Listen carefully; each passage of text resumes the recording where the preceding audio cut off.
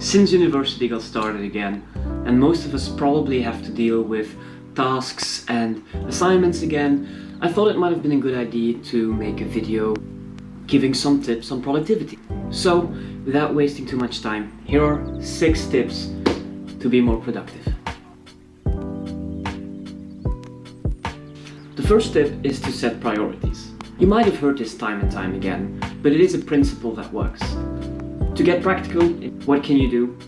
Every night, before you go to bed, pick out a piece of paper, or take your journal if you have one, and write down the stuff that needs to get done the next day, or in the following week. After you wrote them down, just rank them in order of importance, and make sure to work on them. It is such an easy and simple step that many people just don't want to do it, they don't see the point in it. A popular study showed that people who wrote down their goals compared to those who didn't had a 42% higher chance to actually achieve those goals. So if such a small, simple thing can give you 42% more chance to actually achieve that thing, why wouldn't you just do it? The second tip is to build a system. Now, what do I mean with a system?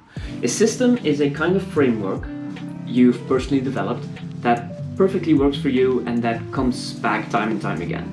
Maybe a more well-known word you know for it are routines or habits. You can decide to fill in your whole week just as you want and find the little hacks and tricks that motivate you or that can trigger you to do a certain task.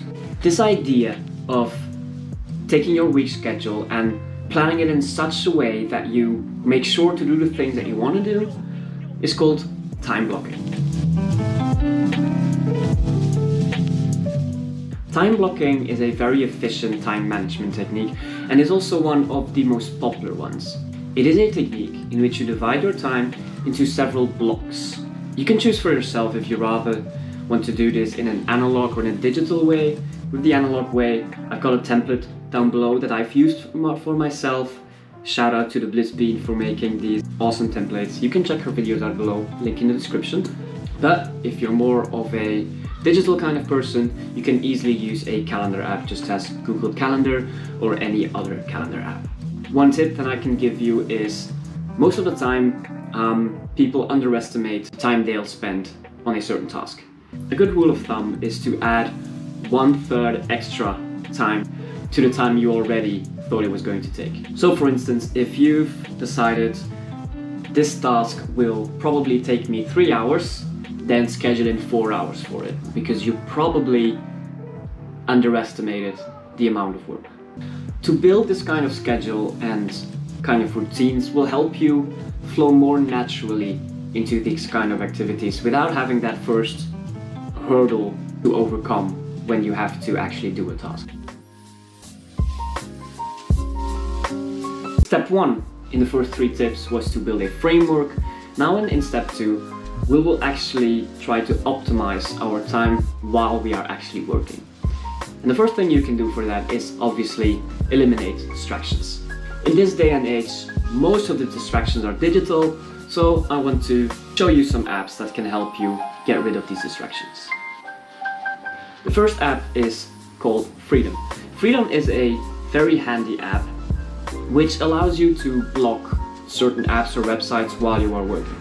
I have made a list in which I put some social media apps or websites, and then when you activate a session, for instance, I can choose a session of 1 hour, then these sites will be blocked. So when I try to access one of these sites while a session is running, I will be redirected to a certain page which tells me to focus and get back to work. The same principle used in an app for your phone called Forest. So the principle with this app is simple. While you are focusing and working on something during a session, a virtual tree is growing. And in this way, by doing several sessions, you are growing your own personal virtual garden. The good thing about it too is if you decide to deactivate your session, you will actually be punished with a withered tree in your garden, and you don't want that. So it can motivate you to keep on working and to stay motivated. Feel free to try these apps out for yourself. I've linked them down in the description as well. Try them out and see if it works for you. Deep work is a state in which you are fully focused on one task and you give all your attention to it to work on it. I'm sure most of you have experienced this. Like for instance, you're spending time with friends and before you know it, hours go by. This principle is also not only limited to the field of study, but also to the field of, for instance, sports. Like, there are many examples of certain athletes being so highly achieving in a certain game that when they were so focused and concentrated on the task at hand, the game, they describe themselves as being in the zone. Now, scientists have given this zone concept another term called a state of flow.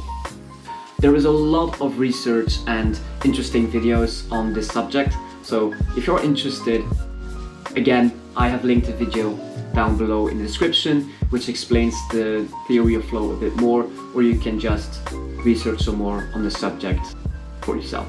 Now, the interesting thing about flow state is that we can intentionally induce ourselves into this flow state by introducing some hacks. For instance, one key component of getting into a state of flow is a complete focus in the present. So it's important to, when you're working, to focus solely on that task at hand. But of course, sometimes it may happen that whilst you're working, suddenly something pops into your head and says, wait, there's this thing to do and don't forget about that.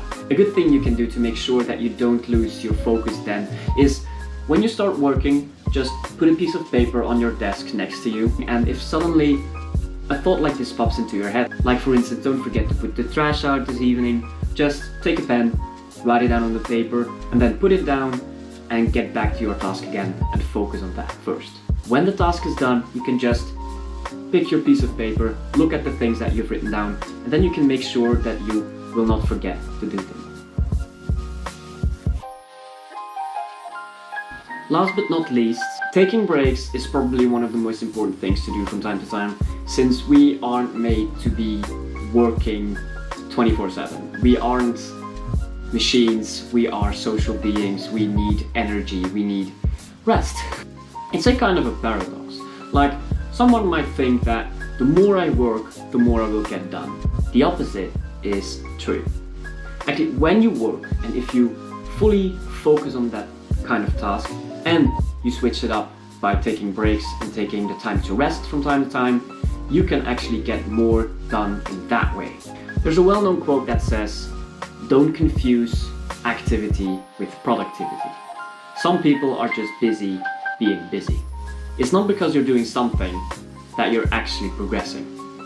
Now, how can you make sure to take breaks from time to time? One technique that you can use is called the Pomodoro technique. With the Pomodoro technique, you focus and work on a certain task for 25 minutes, and when these 25 minutes are over, you take a 5-minute break.